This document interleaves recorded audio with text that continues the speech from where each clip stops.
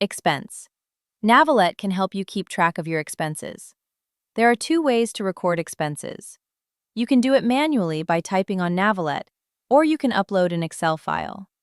To record an expense manually, you can say something like this: add to expense, or use words like bought, buy, or purchase, followed by what you bought and the amount you paid.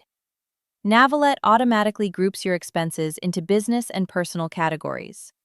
If you personalize your payment description, for example by writing something like, my hair, Navolet will classify it as a personal expense.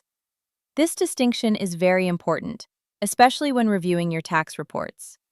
The second method is by using an Excel file. Ask Navolet to send you the expense import template.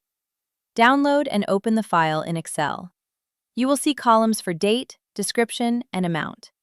The date column is optional. You can enter past dates to record previous expenses, or future dates for planned expenses like subscriptions. If you leave the date field empty, the expense will be recorded with today's date. Once you are done, save the file and upload it back to Navolet. To confirm that your expenses have been uploaded, ask Navolet to send your expenses for the selected dates, and you will see them listed.